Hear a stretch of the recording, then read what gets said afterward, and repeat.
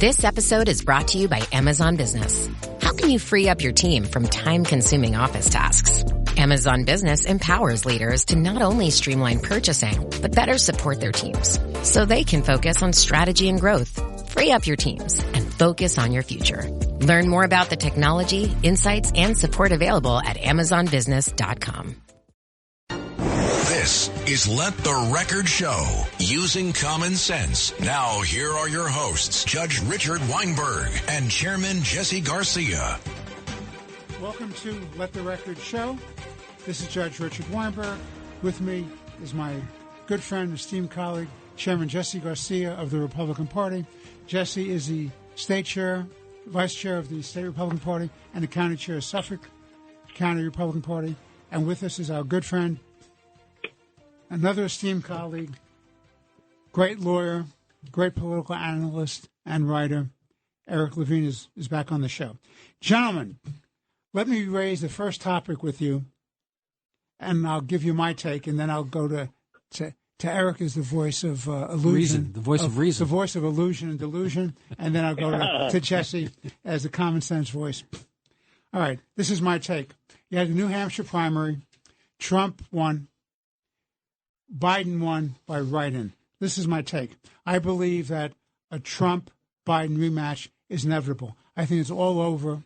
I think, in my humble opinion, and I think the world of Nikki Haley, and I think she'd be a wonderful president or vice president or secretary of state. I think she's just great. But I don't think the time is for her now. I think she has to get out of the race while she can still save her political future and her reputation. I believe that if she goes into her home state of South Carolina, she's going to lose her home state, which will wound her grievously. It's not a good thing for her to do. I also believe that Trump better get his head straight and understand how you win elections. Trump's remarks going after Haley after he beat her by 10 or 11 points, he should not be going after her. Why? Because if you want to win an election, you have to have a broad tent if the minority party. Republican Party is the minority party. They need independents. They need people who are Democrats like me who are alienated from Biden. They need women from the suburbs. He's not doing himself a favor by going after Nikki Haley. Should put his arms around her and embrace her. Another point, a large number of the votes I gather that she achieved were from people who were Democrats and independents voting in the open primary in New Hampshire, so it wasn't a show of her strength in the Republican Party as much as those folks supporting her against Trump. Switching gears, Biden. You have this no-name congressman from Minnesota. I guess his name is what, Phillips? Is that his name? Phillips. Now, actually, in a lot of ways, he made sense, but he is a no-name candidate. He gets 20% of the vote against an incumbent president of the United States, which I think is pretty good. That tells you a lot of disaffected Democrats who don't want Biden either. And I think that's going to carry forth across the whole country. So my net is it's an inevitable race. It shouldn't be an inevitable race. Large sectors of both the Democrats don't want Biden and Republicans don't want Trump. But these are the people who are going to be the nominees. Get over it. Let's move on. We have to save this country. We're not going to save this country with the continued leadership of Joe Biden, the appeasers-in-chief, the inflators-in-chief, the guys who will not protect our border, will not recognize the threats to our national security by the axis of evil. Eric, your turn. Well, I agree with much of what you said in terms of the turnout. I mean, as far as Nikki Haley goes, whether she should stay in or whether she should get out, I mean, I'll remind you that the Trump folks were saying in advance of New Hampshire that they're going to win between 20 to 30% of the vote. The day before the New Hampshire primary, I actually was told by a senior member of the Republican caucus in the House that she believed that Trump was going to win by 30 or more points, and they won by 10 or 11.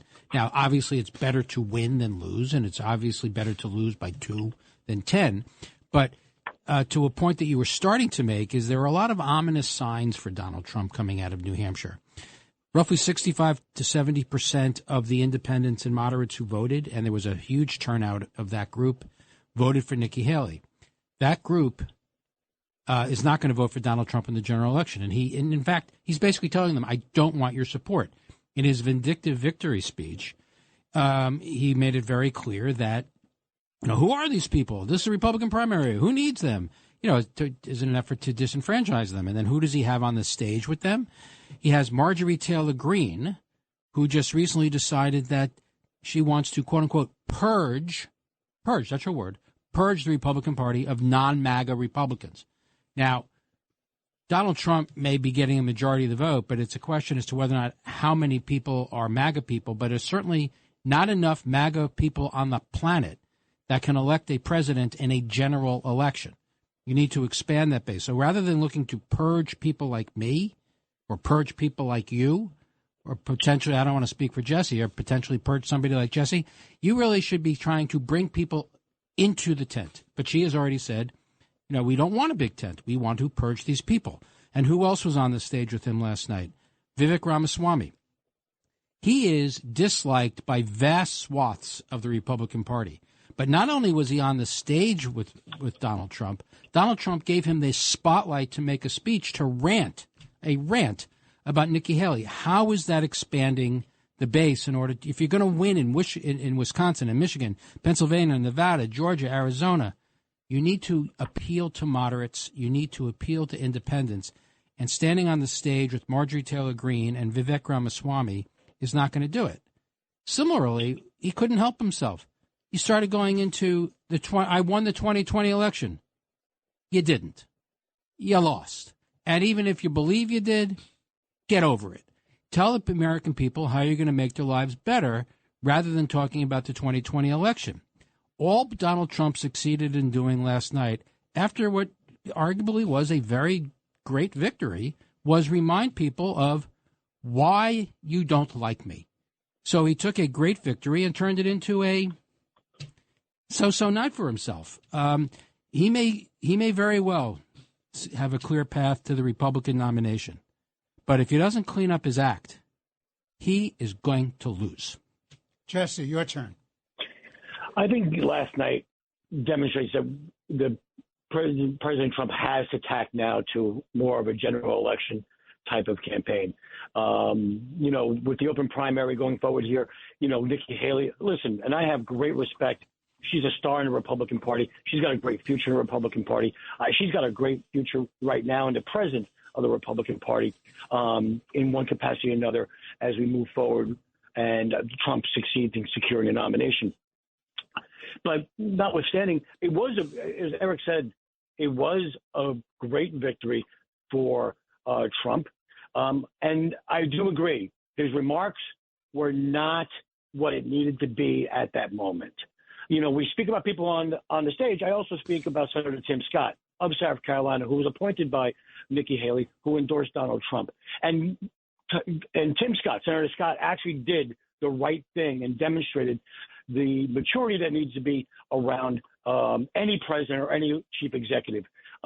When, given an opportunity, he said he just loved Donald Trump as he moved forward in terms of his presidency instead of taking a shot at Nikki Haley. I do believe that what we need to do now is start unifying this party. We need to put all the voices together, all singing one song, and so on and so forth. Nikki Haley had the establishment of basically the entire establishment of New Hampshire in her corner and still came up about 11.3% short. And listen, she outperformed. Polling, I mean, when you see polling 30 points and 20 points or being told you're going to win by 30 points, number one, if you're going to win by that much, you never tell anybody. So I never take stock in people who do that.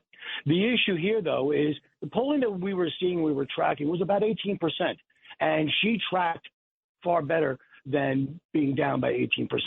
As we now tack to South Carolina, she has a big decision to make.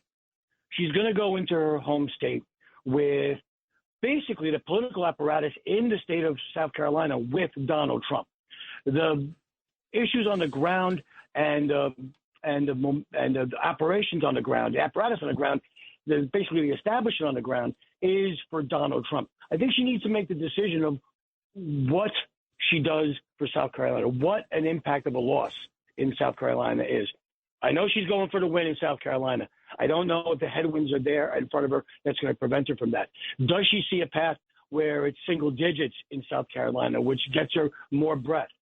We do know that almost immediately after New Hampshire, a number of large Republican donors, billionaires, were already setting up a fundraising event for Nikki Haley in the coming week in preparation for South Carolina. She's going to have the money. She outspent Trump both in Iowa and New Hampshire. And New Hampshire is kind of an expensive state to campaign in terms of media because of the Boston media market. So I think right now she's got to decide. And her speech was impeccable last night. It was a similar speech that Donald Trump should have given. And I'm sure that his campaign, which has been run professionally to this point, far more professionally than 2020 and far more than 2016, I'm sure they were cringing, saying this is not the script that we wanted to put forward. This is not what we need to do.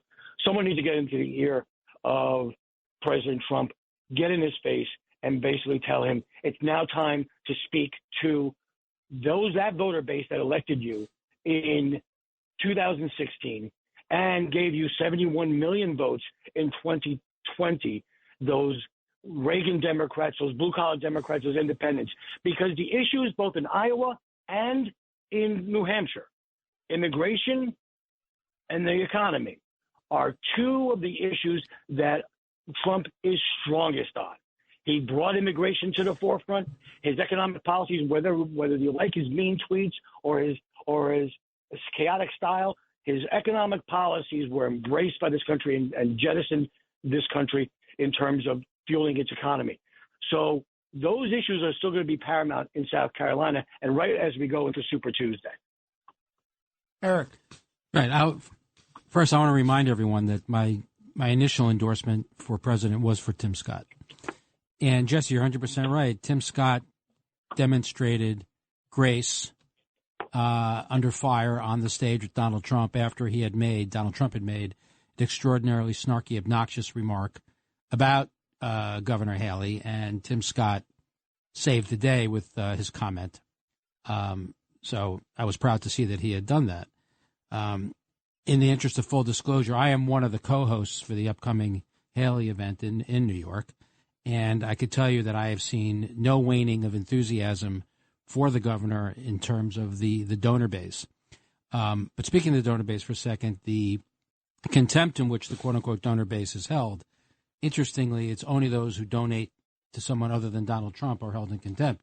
The donor base that donates to Donald Trump, everybody loves those people. So it's that kind of stuff is silly. But the one issue that everybody keeps overlooking when, Jesse, with all due respect, when you talk about, people don't like Donald Trump, but they like his policies, it is after January 6th, there was no longer a question of we like the guy, we don't like the guy, his tweets are obnoxious. January 6th was a defining moment. It's one of the worst moments in American history.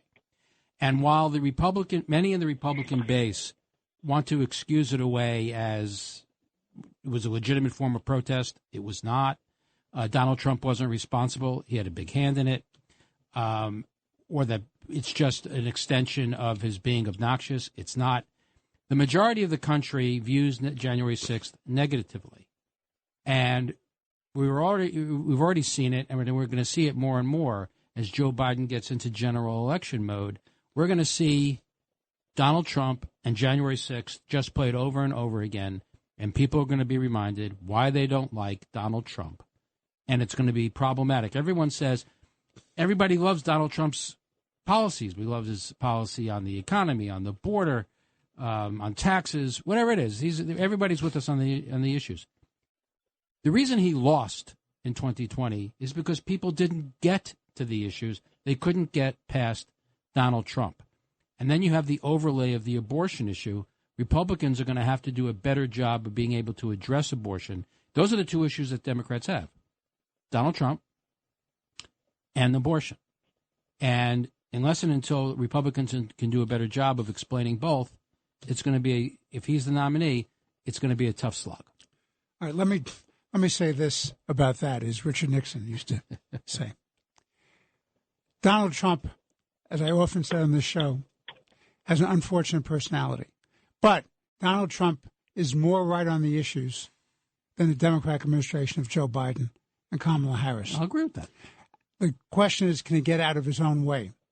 And is it going to take a national tragedy of enormous dimension because of the failure of leadership of Joe Biden and his administration, an attack internally to get people's heads straight, that he opened up the border. The border is not safe. We're inundated with cartels, terrorists, drug dealers, human traffickers. What is it going to take for the world to wake up and see that we're under siege, both domestically and externally, and it's because of Biden's failed leadership?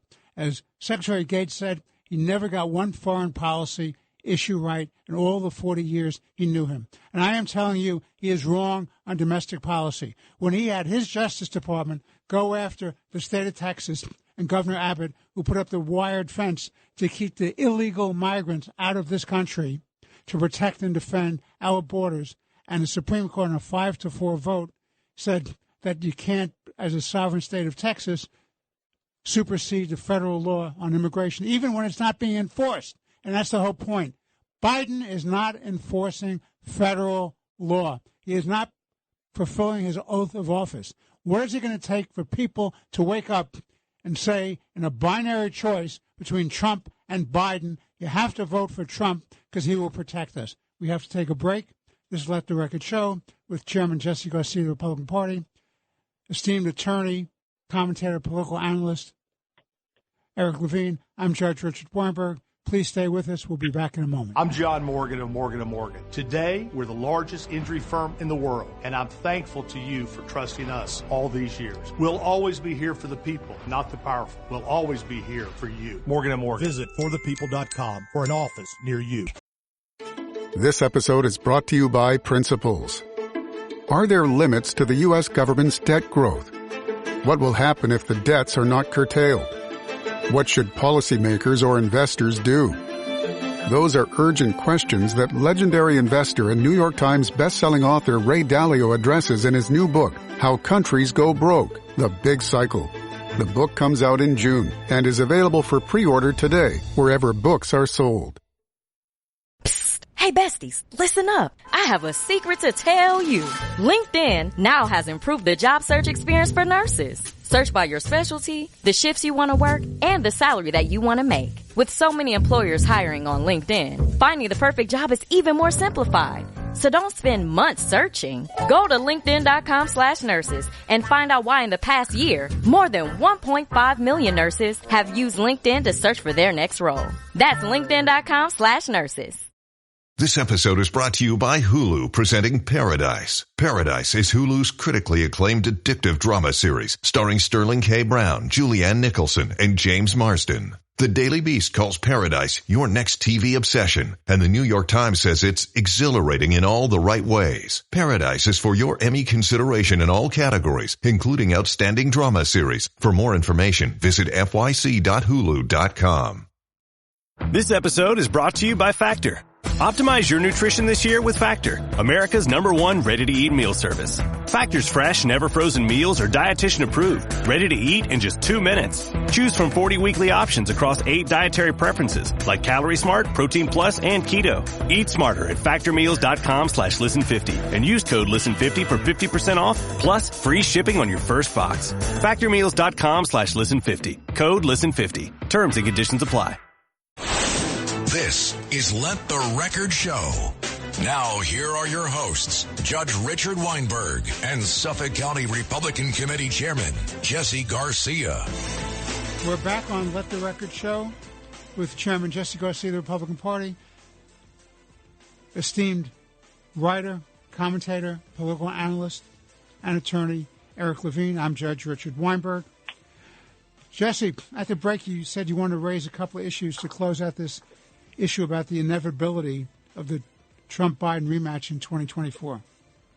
Sure. As Eric pointed out, we're going to be hearing January 6th over and over again in the 2024 election, and the issues involving the 2020 election. Let me just go first on January 6th. Democrats, if that had that issue, The Republicans lost that narrative when they did not do the select independent committee, and that is on Donald Trump. He should have allowed the House of Representatives to move forward with that. If not, now we had the Pelosi select committee that was able to drive the narrative. But on the issues of his policies in the 2020 election, the one thing that I can tell you in real time, the one difference between any election and the one in 2020, COVID played a role in the fact that states, and I can tell you this in real time in the state of New York, and we saw it in Pennsylvania, we saw it in Arizona, we saw it even a bit in Georgia. They changed the election laws almost daily, which were especially in blue states, with Democrat-controlled states, that basically did add and place a thumb on the scale when it came to election processes. If there was, and there is, election suppression that went on, it was in the tactics employed by Democratic legislatures and Democratic governors. I can tell that to you right here in the state of New York. We saw this with uncontrolled, the chain of custody as it comes with absentee ballots, mail-in ballots that were not checked, even in the state of Georgia and in other communities. The way the election was conducted in 2020 with state legislatures on a regular, almost daily basis, changing the rules, led to confusion, led to suppression, and led to voters just basically throwing their arms up and not understanding where the process was. Eric. So I'll remind everyone, Donald Trump and his team would constantly claim there was election fraud and that the election was stolen. Court after court after court asked for evidence. Donald Trump made statements, I'm going to disclose all the evidence. We've never seen it. We've never seen it. They had plenty of opportunities to present it to a court. They had plenty of opportunities to present it to the American people. They've never shown it. The 2020 election was not stolen. It was a fair and free election. Joe Biden is perhaps the second or third worst president in the history of the country. All the horrible things you say about him are absolutely right. There's not a single competent person in his administration. The world is on fire. Our surrender in Afghanistan, our appeasement of Iran, our inability to stand up to Russia and China, inflation, Bidenomics, the border. You can go on. It's social justice, diversity, equity, and inclusion, intersectionality, anti-Semitism, all on his watch. He's an abject failure. Now, of course, progressive. So let's have 4 more years of that. Yeah, well, no, I don't want 4 more years of that. I don't. That's a logical conclusion. That's the point. And that's why, look, Nikki Haley, if she were to be the nominee, he would have a Reagan landslide.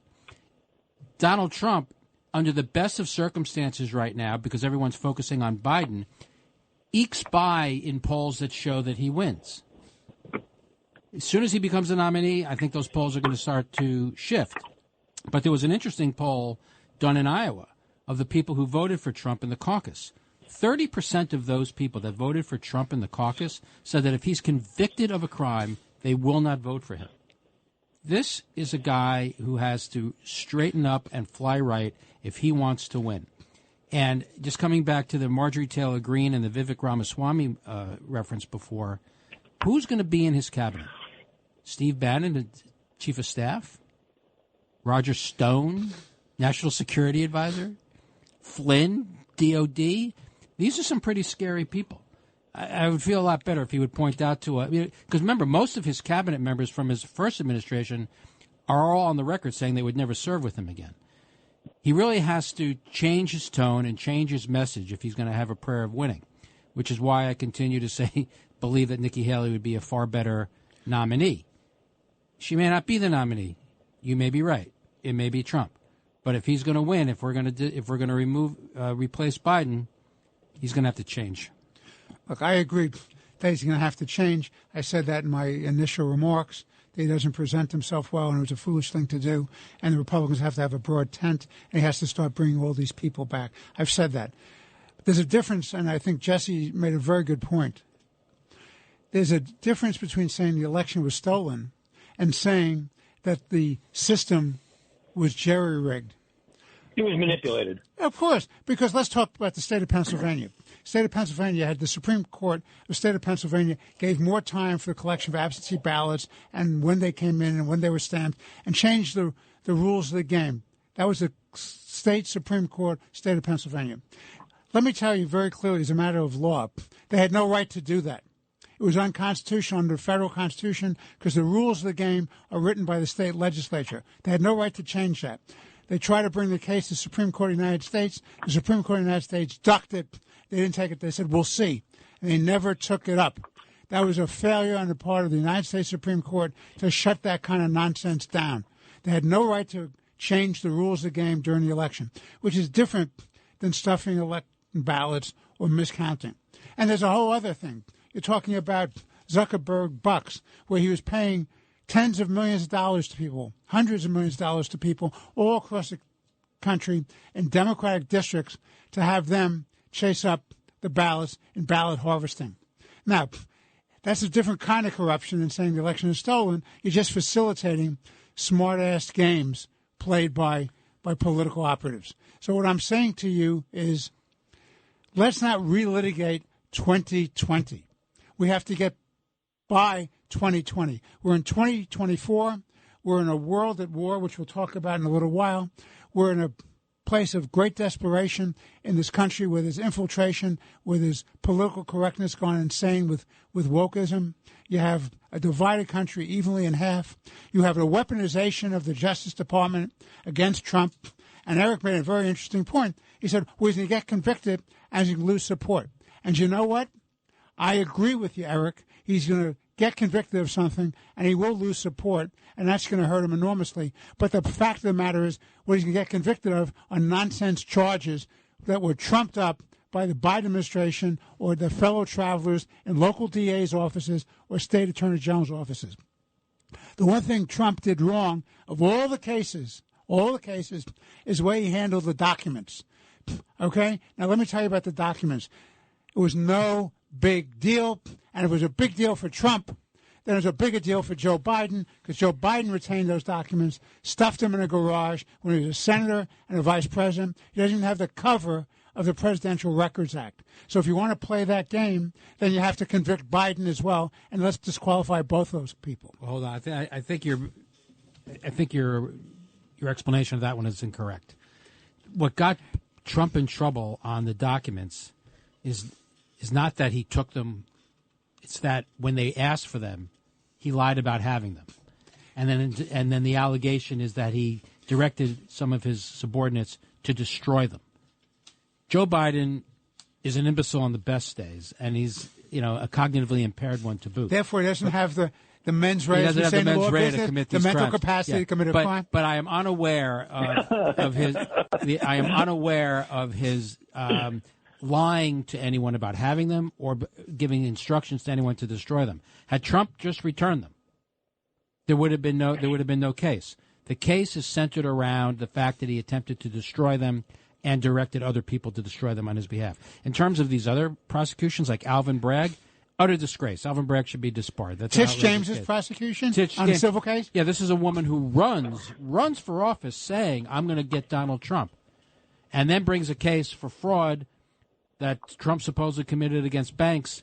Well, there's no injury. No injury. We're paid in full on time. It's crazy. And it's not like mom and pa's front porch. This is some of the most sophisticated financial institutions in the world. You go to Georgia, you have a district attorney or you have an attorney general who's sleeping with the person that she appoints to be the special prosecutor who gets paid by the government to prosecute the case, and with the money that he's paid, takes her on a vacation. But worse still, and then I want to turn over to Jesse, worse still in that Georgia case is the fact that this lawyer has no experience in this kind of law. Right, I think he's a personal injury guy, or a matrimonial guy. That's right. Crazy. He's one of these guys who has a sign up on a billboard saying, come to me if you slip on a banana peel. Yeah. All right? He is a lightweight lawyer of no credibility at all, but he's smart enough or stupid enough to go down to the White House to have 2 8-hour meetings with White House counsel, White House senior staff to talk about the prosecution, and then he bills for it. What a dope. Jesse. I'm not a lawyer, but I learned from you two gentlemen, you two learned minds, that you guys made my case, so my case rests. All right, let's switch gears, gentlemen. Since I will take that as a declaration of victory for my take, we'll move on to the next topic I want to talk about. I want to talk about the delusion of a two-state solution between Israel and the Palestinians. I want to talk about, in my view, that the real obstacle to peace in the Middle East and maybe even the world is the Ayatollahs in Iran. I think they cannot have a two-state solution, very simply because the Palestinians have shown that they would be voting for Hamas or the Palestinian Authority, all of which are dedicated to the destruction of the Jewish people and the Jewish state. You cannot have a two-state solution, give them all that territory, and allow them to do what they did in Gaza, which is making an armed camp for attacks against a sovereign nation. And this business of moral equivalency and proportionality, when you have an enemy that swears that they'll keep coming back and back and back to destroy you, what is Israel supposed to do? And they cannot give up this fight and have any kind of solution to that territory in Gaza or the Palestinian people unless the Hamas issue is resolved. And the Hamas issue is not resolved until Iran is put in its place. Eric. Yeah, there's no only the most delusional amongst us believe that a two-state solution is possible. There are some problems that do not have solutions, or certainly there are some problems that don't have solutions today. One of the problems with the Biden administration, and it's I think it's somewhat of an American trait, is we want things solved right away. We have to get it solved now. There's different concepts of time, but how we deal with time in the United States and how to deal with time in older cultures like Persia, Iran, Egypt, Turkey, the Middle East. There cannot be a two-state solution. Maybe eventually, but certainly not now. But keep in mind, the history really matters. In 1948, the United Nations, created the two countries, a Jewish state of Israel and an Arab state.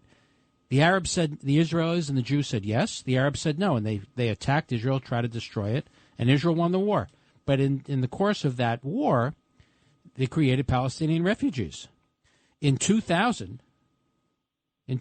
President Clinton negotiated a two-state solution with Yasser Arafat and the Israeli Prime Minister Ehud Barak. Barak said yes, it was to a two-state solution, and Arafat said no. And what did he do? He declared the Second Intifada, and there was a huge war. So there was no Palestinian state, but there was a war. In 2005, Ariel Sharon withdrew every Jew, militarily, civilian, from Gaza. There has not been a single Jew in the Gaza Strip since 2005. He even sent in the IDF, the Israeli Defense Forces, to physically remove Israeli settlers who did not want to leave. Gaza has been Judenrein, Jew-free, since 2005, and rather than building a state or a haven for the Palestinian people, Hamas has created a hellhole of terrorism and launched rockets against the Israelis and declared war. In 2008, President Bush negotiated a peace between Mahmoud Abbas and Israeli Prime Minister Ehud Olmert. Again, the Jews said yes, the Israelis said yes, and Abbas said no. Why did Abbas say no? Because he would not agree to say that the struggle was over. He would agree to take the land and create a state, but he would not agree to say that that's it. We have a state, we're done. And he wanted to ensure the right of return of all Palestinians, not just to the West Bank and Gaza, but to Haifa, to Tel Aviv, to Jerusalem. So the reason there is no two-state solution is because there's been an utter failure, a complete failure of the Palestinians to say yes. It's the Palestinian leadership is the reason why there's no two-state solution. If you look at any time the Israelis have made peace with Arab countries, in 1978 they made peace with the Egyptians. Arafat did not insist that there be a Palestinian state. Why? Because he was not going to hold his country's national security hostage to a Palestinian leadership that he knew would say no.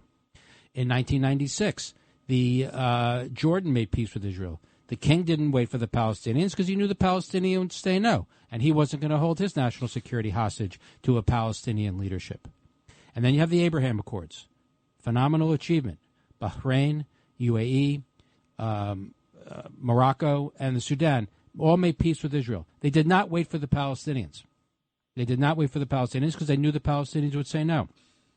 Now, it's very interesting. On October 6th, the day before October 7th, the Israelis and the Saudis, Benjamin Netanyahu and MBS, Mohammed bin Salman of Saudi Arabia, had been interviewed quite recently and saying, yeah, we're very close to Saudi Arabia joining the Abraham Accords and making peace with the Israelis and ending the Arab-Israeli conflict.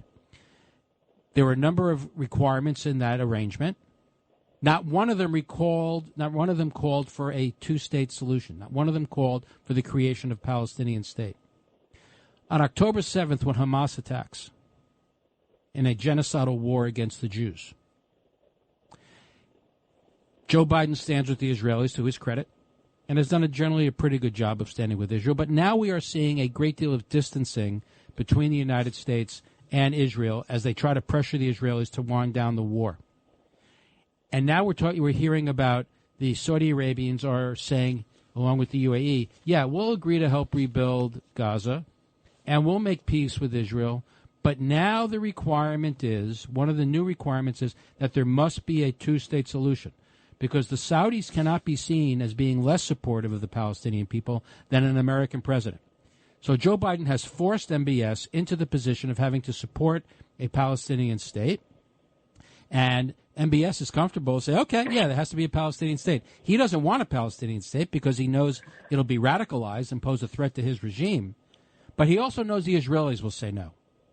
So what will happen? The Israelis will say no. There will not be a peace agreement between the Saudis and Israel, and the Israelis will be blamed. This is the dynamic that Joe Biden has set up. Israel, in its war of self-defense, will be blamed for not making peace with the Palestinians. Another great reason to vote for Joe Biden. We're going to take a break to Let the Record Show with Chairman Jesse Garcia, Republican Party, Eric Levine, noted attorney, commentator, and political analyst. I'm Judge Richard Weinberg. When we come back, we're going to get Jesse Garcia's thoughts on this delusion of a two-state solution as well as a world at war. Stay tuned. Experience a progressive lens engineered with AI from Essilor, powered by individual measurements of your visual behavior. A lens personalized to you by an Essilor expert. Discover Verilux XR Track and enjoy instantly sharp vision in motion and seamless transitions from near to far. Find your local Essilor expert today at Essilor.com.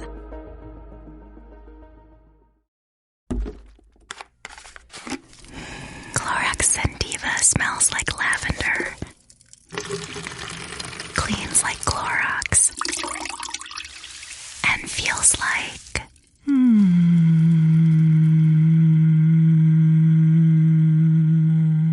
All right, that could go on for a while. Experience the long-lasting freshness of Clorox Sentiva. Available in Clorox Sentiva Lavender Scented Bleach.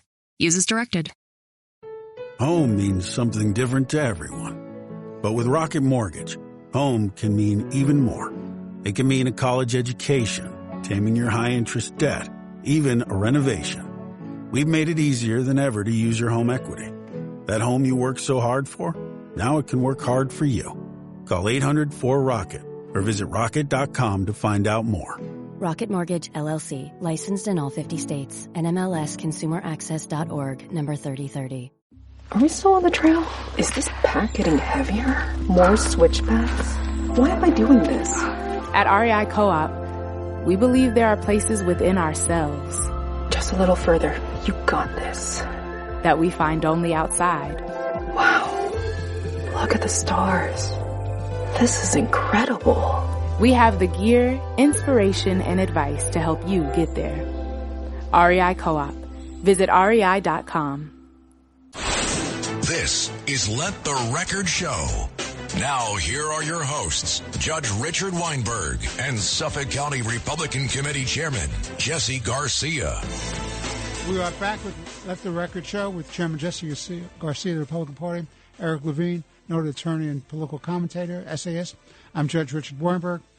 Jesse, I want to get your thoughts on the delusion of this two-state solution between Israel and Palestine, and then I want to get you to lead off. There is no Palestine. There could have been, Palestine, but there is no Palestine. And the Palestinians. Forgive me, you're correct. I have to look at my own notes. You're absolutely correct.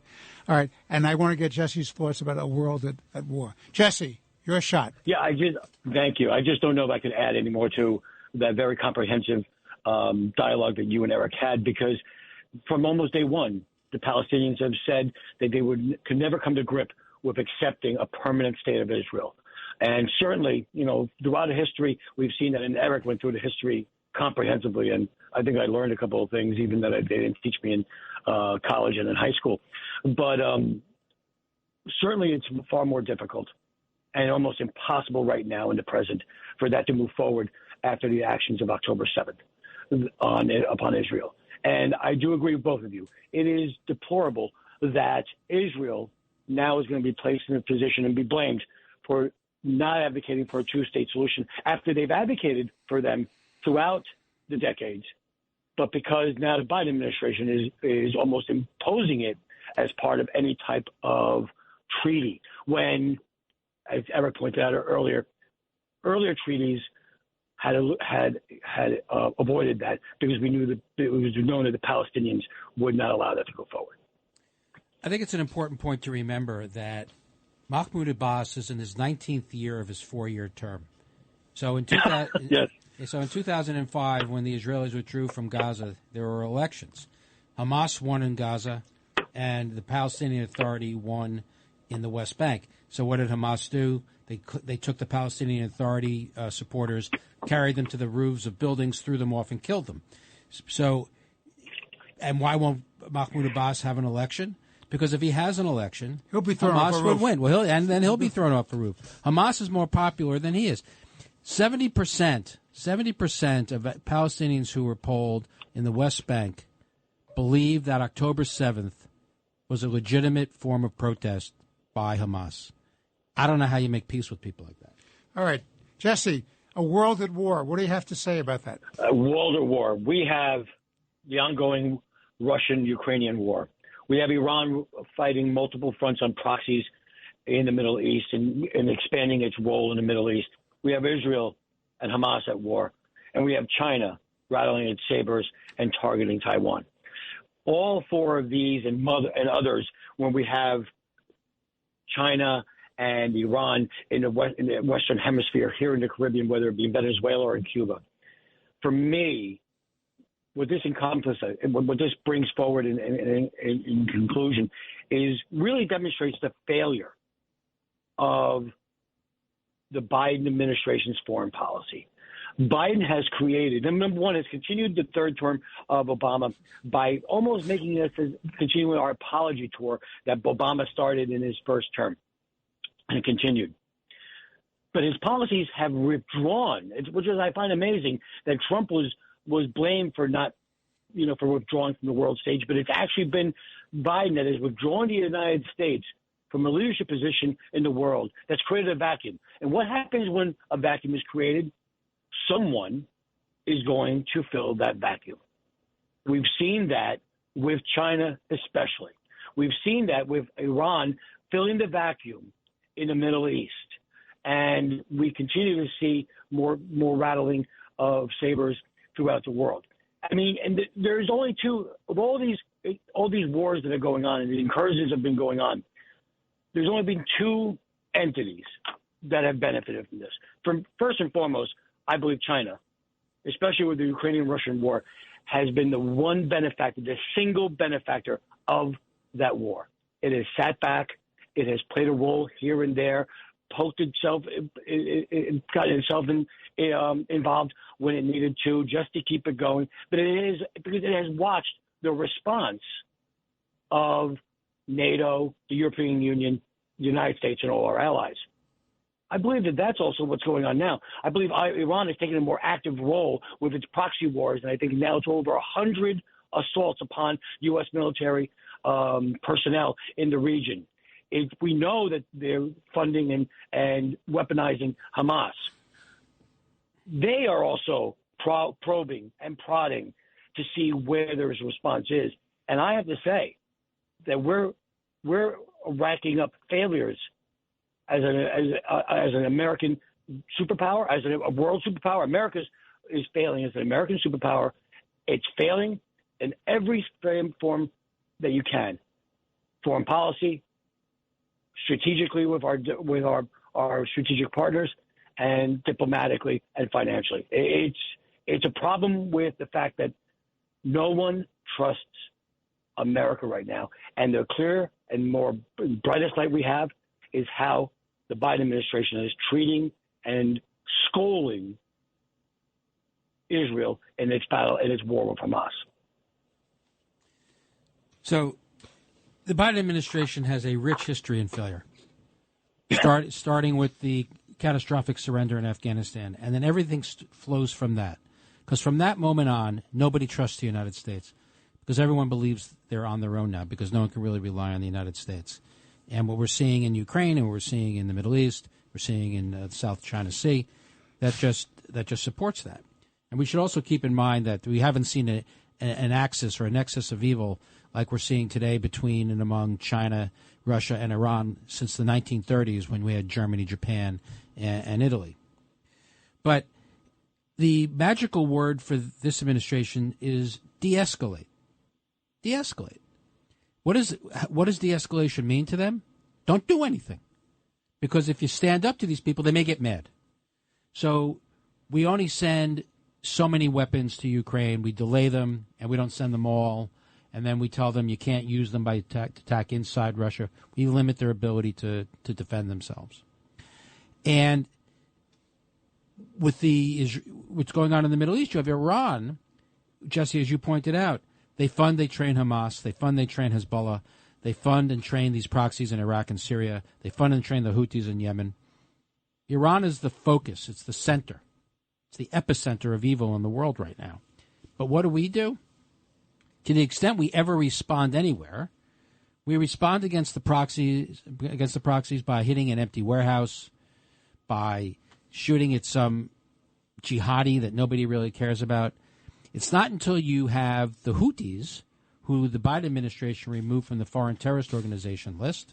They've recently put it back on. Finally woke up to that.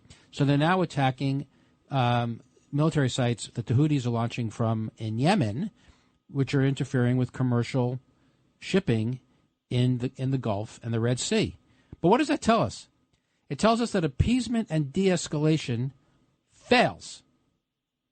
And unless and until we start confronting these people and they start worrying about our escalation, we have to put the fear into them that we will escalate. This is just going to continue to spin out of control. Appeasement fails, de-escalation fails, weakness fails, and the Biden administration is living proof. Let's take a break. This is Let the Record Show with Chairman Jesse Garcia, the Republican Party, Eric Levine, noted attorney, political commentator, and essayist. I'm Judge Richard Weinberg. Please stay with us. We'll be back for our fourth and final segment of this week's Let the Record Show. This is Let the Record Show. Now, here are your hosts, Judge Richard Weinberg and Suffolk County Republican Committee Chairman Jesse Garcia. Welcome back to Let the Record Show. This is Judge Richard Weinberg with Chairman Jesse Garcia, the Republican Party, and Eric Levine, our good friend, noted attorney and political commentator. Gentlemen, I have a real problem with Congressman Adam Schiff. You're the only one. That's no right. one else in the country. That's right. But I have a real problem with him, and I want to declare him right now as a clear and present danger to the American constitutional system. Why do I say that? He's now running for the United States Senate, having disgraced himself by leaking and causing all kinds of misinformation during impeachment hearings. He was in downstairs depositions and interviews. He went up, spoke to the cameras, said he had this evidence, that evidence, and he was lying to the American people.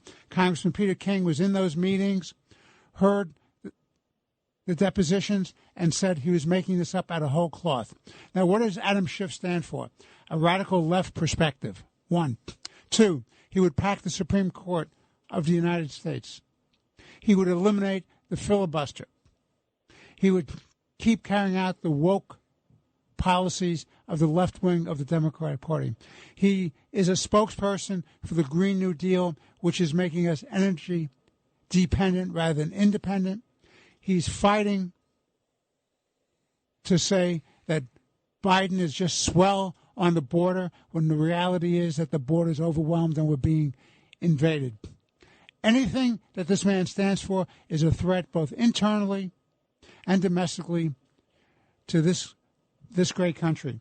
And a vote for him in the United States Senate is a ridiculous vote. The problem is that the other people in the Democratic primary, and these are open primaries in California. The problem is they're just as bad as he is. So you have one Republican who Eric pointed out to me, I thought he was a pitcher because I gave up on baseball after Brooklyn Dodgers left Brooklyn. So I want to let the record show that I have no loyalty to the Los Angeles Dodgers. I was a Brooklyn Dodger fan. And, in fact, I still have my Brooklyn Dodger jacket somewhere in the closet. By the way, it no longer fits me. Let the record show that. It's too big. I wish. So, Eric, what do you think of this character named Adam Schiff, and if I've overstated my case? No, he's one of the world's worst human beings. He's an absolute horror show. What's interesting is one of the cases being brought against Donald Trump in D.C. by the special prosecutor.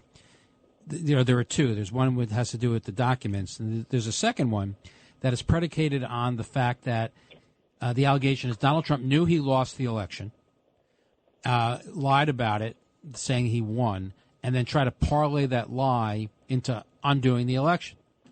Now, as we know from the earlier part of the show, I'm not justifying anything Donald Trump did.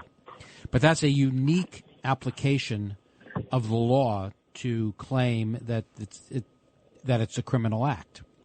But assuming that is a criminal act, how do you square that with the fact that Adam Schiff knew the Russia hoax was false, claimed that he had all, as you pointed out, had all kinds of facts to prove that Donald Trump was colluding with Russia. He knew it was false, and tried to use that information and that lie to try to impeach and convict Donald Trump and remove him from office, to unwind an election. In my opinion, an attempted coup. How does Donald Trump get charged and Adam Schiff is not? This, I think, is a perfect example of the two-tiered criminal justice system, Richard, that you were referring to earlier in the show. This is the kind of stuff that animates Trump supporters because they are rightfully angry at this. But it's that little silver sparkly thing that people focus on. They don't focus on some of the other stuff. But this, I think, is a perfect example. Adam Schiff is a horrible person. We know he's a liar. But just coming back to the other point, he is also the poster child for a two-tiered criminal justice system, which really undermines our institutions and our democracy. Jesse. Yeah, you're right. Adam Schiff is really, I don't know what more I could add, but he is a liar. He is corrupt. And it's almost like he's moving forward as an unindicted co-conspirator in the actions of this corrupt Democratic Party that has, led and had stolen power in the House of Representatives and in the Senate and so on and so forth. But some of the other things we want to look at here, because Adam Schiff doesn't want to save democracy. He does not want to save the Republic. He wants to destroy the Republic and destroy democracy. Yeah, he just wants power. He just wants power. Exactly. He wants unfettered power and influence. Some of the other things he wanted to do. He wants to expand automatic voter registration through governmental agencies like Department of Motor Vehicles and Universal Vote by Mail. This is an issue where there are no controls. So basically you can just pad people, whether it be citizens, foreign citizens, illegal aliens, migrants, you name it, for the purposes of getting the vote so that they can manipulate the ballot box. That's their goal, one and for all. The one thing I will say that I agree with, if you're gonna discuss term limits for Supreme Court justices, then I want term limits for for the Congress, for U.S. Senate, and for the House of Representatives. But that being said, this is somebody who does not put the country first. He does not put his constituents first. His thirst for power and his thirst for unfettered power is what's driving him. And I don't understand how even members of the Democratic Party don't see this happening. And maybe they do, which is why the governor chose not to select him to represent the state of California in the U.S. Senate and created this election moving forward. It's problematic, and I do hope that the good people of California, come to their senses and reject this voice and the voices that he represents. Yeah, Governor Newsom he didn't appoint Adam Schiff because he promised he would appoint a black woman. Yes, Here we get back to DEI, social justice. Yeah. Mm-hmm. So litmus tests. Everybody's only judged by color and race and gender. So that's why it's worked very well for that other California, our vice president. Yeah, spectacular. Worked out for the country great. And it's disingenuous because that candidate's not even running. It was just something he could add to a resume. Well, supposedly the argument was I'm going to appoint someone who won't run, so I won't be putting my finger on the scale. That was his ostensible explanation. Well, let's shift gears. Something happened in a faraway land. I think it's Switzerland. It's called Davos. Yeah. And here you have this elitist crowd. They go to Davos, and they decide how the world is going to work in the future. And they decide they're going to impose no gas stoves, no gas lawnmowers. No fossil fuel. No fossil fuel. They're going to tell us how to live. And it's led by a distinguished former Secretary of State, that former Democratic presidential candidate, John Kerry, who's given you what? Gave you the Iran deal, which is one of the great disasters of our time. It's giving you the total emasculation of independent energy posture by the United States. The Paris Climate Accords. It's all, and the Paris Climate Accords. The idiocy of imposing this. People do not want this green new energy imposed upon them. And they certainly understand in a common sense way that if you're going to get rid of fossil fuels, you have to replace it with something, otherwise you're going to have no energy. Now, the latest gambit, by the way, pushed by the Biden administration, is now they want to put limits on permitting and banning liquid natural gas. So let me ask you a question. If you get rid of fossil fuels, you get rid of liquid natural gas, you don't want to do nuclear, we're going to rely on solar and wind. How is that going to work out for us? Jesse? It's not going to work out for us. It's preposterous. Davos is a hypocrite's dream. You have a bunch of elitists, globalists. All they want to talk about is climate change. They fly in on these private jets. They worry about the carbon footprint, except when it affects them or their travel purposes. It's hypocrisy. They want to impose regulations on others that they won't live forth by themselves. And where we've seen that, I guess, these great governors like Newsom, if you remember, imposing all these lockdowns in California, yet he's having a great time, along with Nancy Pelosi. She's having her hair done, and Gavin is at the French Laundry. Okay. Unbelievable. So it's do what I say, not what I do in times of this. They want to impose this on everyone else but themselves because they're elitists and they're globalists. And you know what they're doing? And America has fallen right into step with these people stupidly. We were self-reliant on our own energy, and we have now abandoned that. We have now become subject to the supply chains of other countries.